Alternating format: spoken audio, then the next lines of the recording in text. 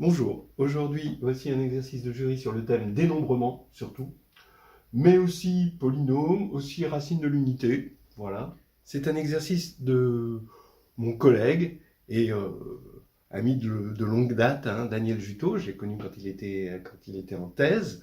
Euh, Comment vous le présenter Daniel Juteau, c'est un mathématicien costaud lulu, c'est un algébriste de talent, un théoricien des représentations, c'est un chevalier de l'algèbre qui a fabriqué sa propre épée, en quelque sorte. Grand artiste. Hein, il a fabriqué son épée dans une forge où pas grand monde ose aller. Tapez par exemple faisceau pervers en caractéristique P et vous allez voir le vertige des profondeurs. Mais l'exercice qu'il propose est un exercice simple qui peut se décliner à plusieurs niveaux. Je dis exercice de jury, mais là je triche un peu. En fait, il a été donné à l'entrée de l'école normale supérieure de Pise, paraît-il, d'après Daniel. Voilà. Bon, allez, on y va, on attaque l'exercice. On dispose de deux jeux, de 2 dés non pipés. Alors, il y a le premier jeu de dés, c'est le jeu normal. Vous avez 2 dés que vous lancez. C'est des cubes à 6 faces, numérotés de 1 à 6. Donc les dés qu'on a l'habitude de voir. Le second jeu de dés, alors il y a encore 2 dés non pipés, hein, ils sont toujours non pipés. Il y en a un à 4 faces, bon, on peut imaginer un tétraèdre. Il y en a un à 9 faces, alors bon, un dé non pipé, bon, à 9 faces, on peut se demander, mais on est en maths et c'est aussi l'imagination au pouvoir. Alors voilà la question. Pour l'instant, les 4 faces de ce dé-là et les 9 faces de celle-ci sont inconnues. C'est à nous à mettre des nombres sur ces faces.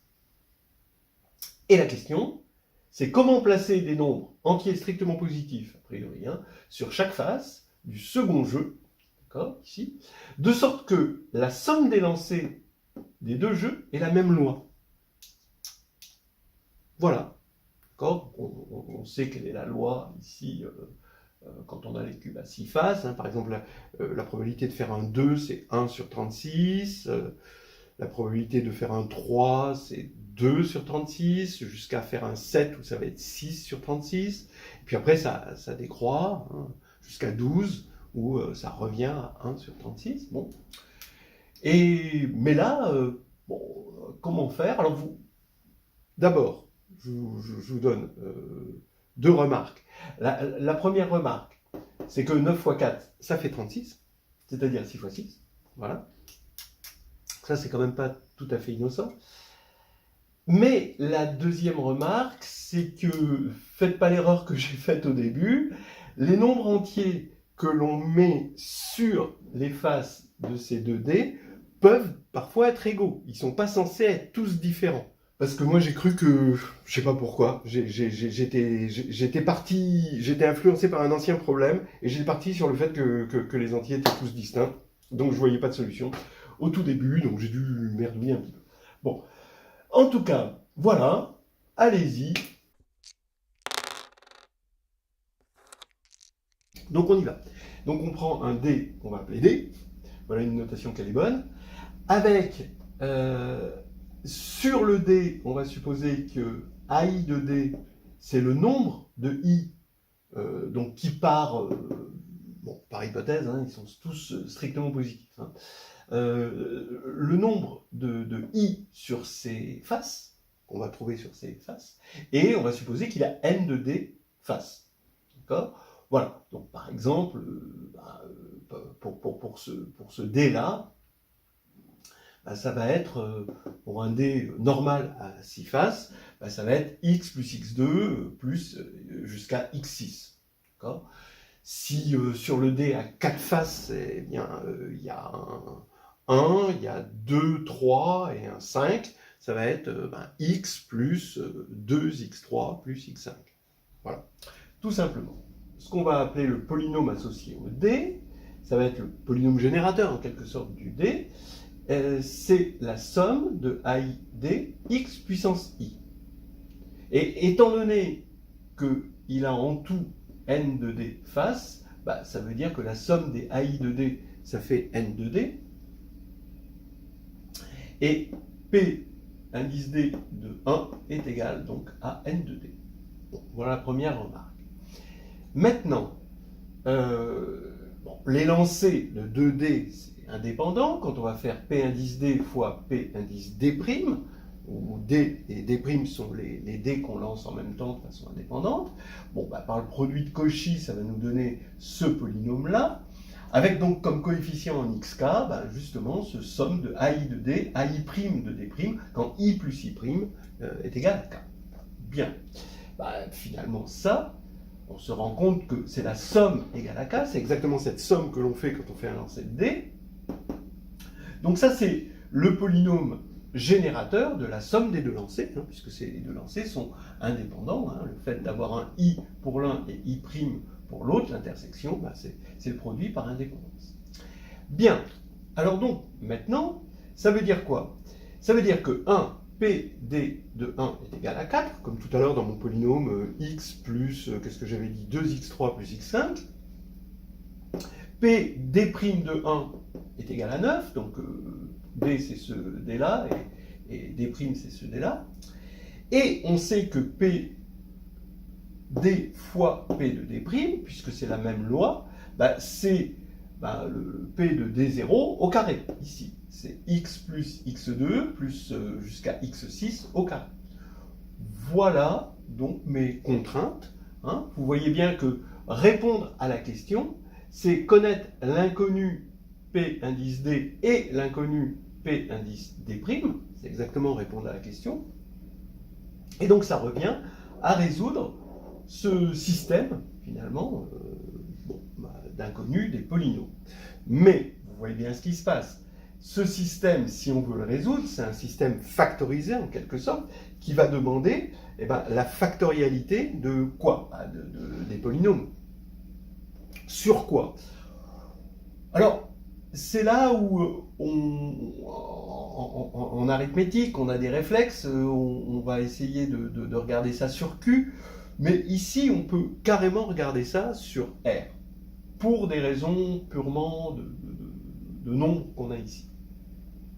Alors regardez, vous avez x plus x2 plus x6, etc. Hein, d'accord, au carré. Donc déjà, on regarde ce polynôme-là. Si on met x en facteur, on reconnaît une série géométrique de premier terme 1, de raison x, donc c'est x6 moins 1 sur x moins 1, toujours fois x. Et là, on va avoir x plus 1, x2 plus x plus 1, x2 moins x moins 1, si on factorise. Alors c'est facile, hein, tout le monde sait factoriser ça, hein, x6 moins 1, ça va être x3 moins 1, facteur de x3 plus 1, x3 moins 1, ça va faire x moins 1 qui se simplifie ici, facteur de x2 plus x plus 1, et x3 plus 1, ça va être x plus 1, facteur de x2 moins x plus 1. Hein. Donc on retrouve tout ça facilement. Bon, alors c'est facile de voir que c'est une décomposition en irréductible.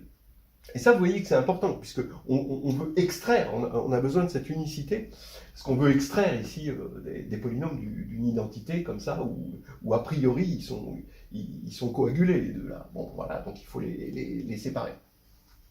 Et ça, c'est la factorialité qui nous donne ça.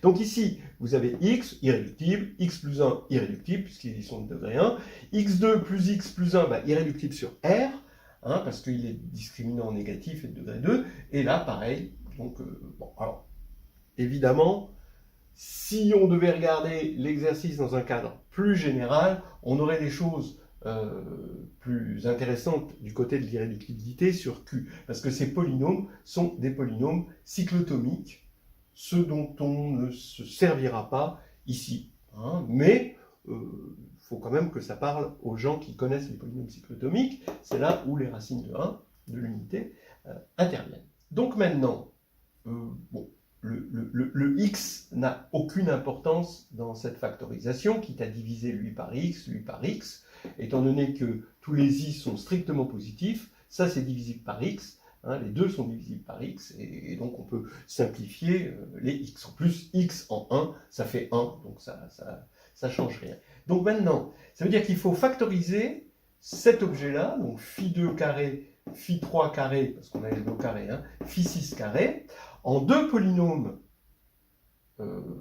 PD et PD', bon alors pas tout à fait, parce qu'il faut diviser par x, donc c'est les... Voilà, qui vérifie PD de 1 égale 4, et PD', je mets un tilde parce que j'ai divisé par x, hein, de 1 égale 9, voilà. Bon, alors des factorisations ici, possibles, vérifiées, hein, il y en a 2 puissance 6. Des factorisations, on va dire, en polynômes unitaires. Bien, mais on va regarder juste les factorisations en deux polynômes qui, évalués en 1, donnent respectivement 4 et 9. Alors, donc, justement, j'ai dit le mot unitaire, ça c'est important.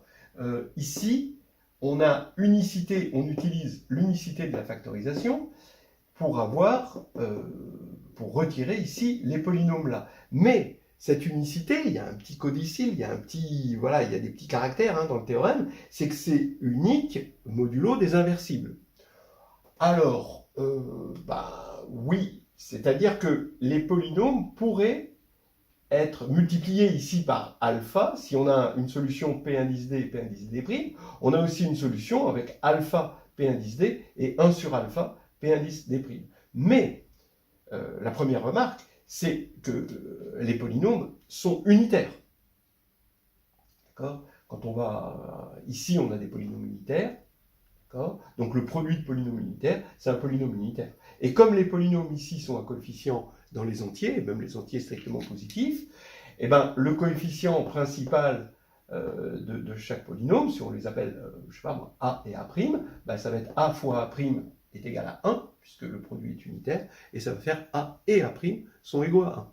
Voilà, donc, bon, bref, les polynômes sont unitaires, donc on n'a pas à se soucier de ce petit problème de modulo les inversibles dans l'unicité de la factorisation. Donc on y va franco.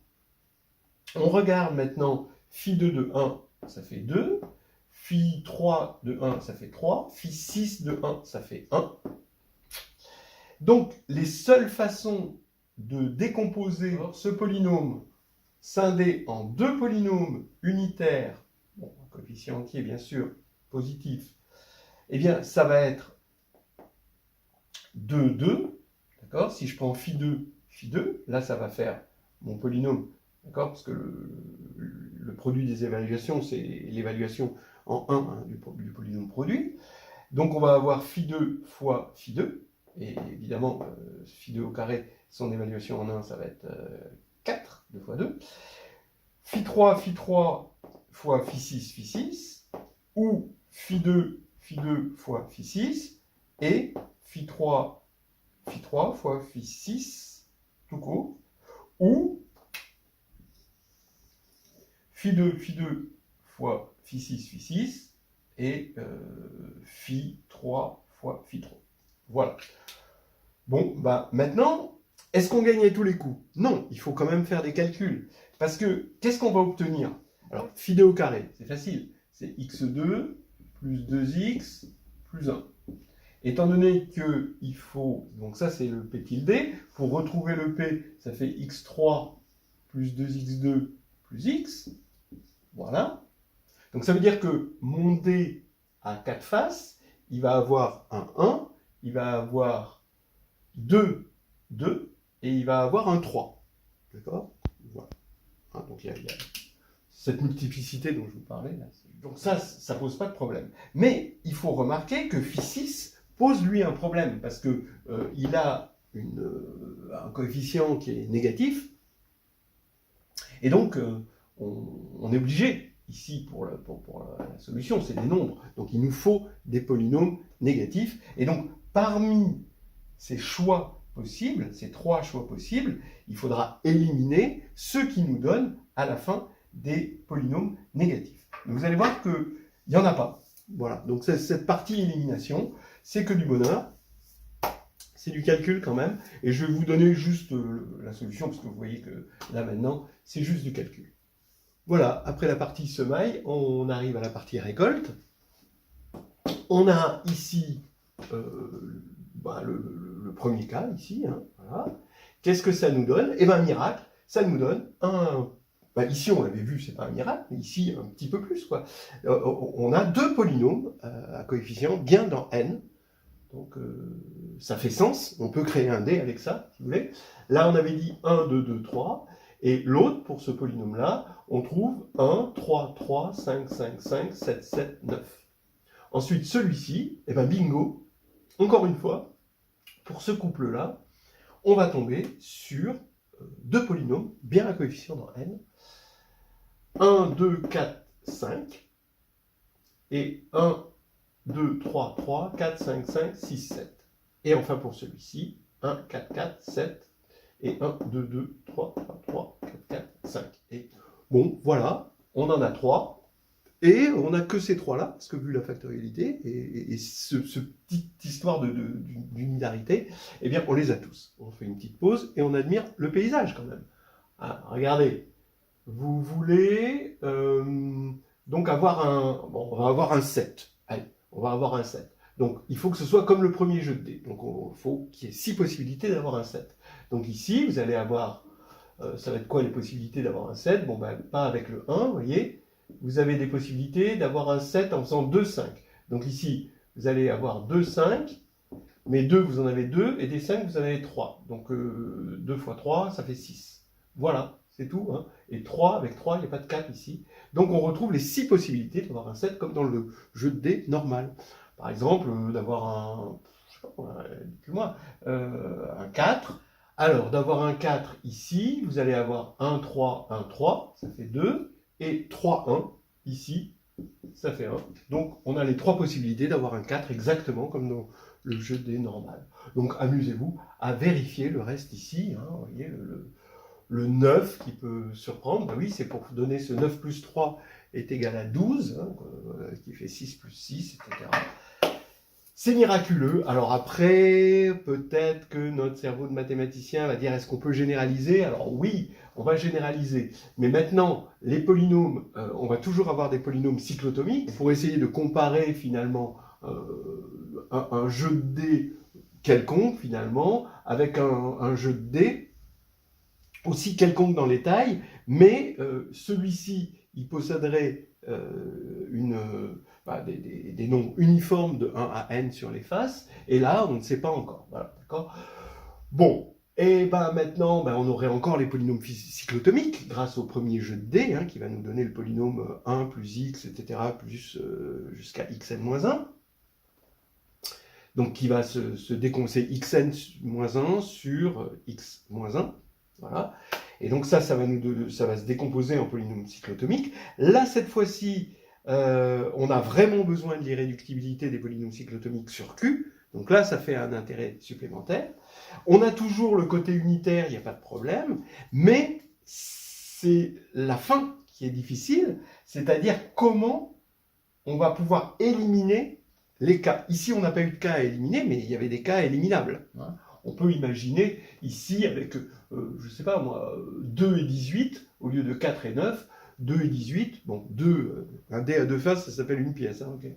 Bon, avec 2 et 18, on pourrait essayer d'imaginer, et on aura certainement des polynômes à éliminer. Alors, quelles sont les combinaisons ici à éliminer, c'est-à-dire quels sont les produits de polynômes cyclotomiques, je vous rappelle que les polynômes cyclotomiques sont tous à coefficient dans Z et unitaires, qui donnent des coefficients entiers positifs.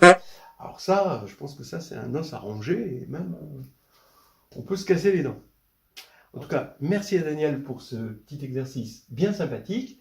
Et il m'en a donné un autre, j'en parlerai la prochaine fois. Et puis, vraiment, je lui rappelle que je suis très honoré qu'il suive ma chaîne. Au revoir.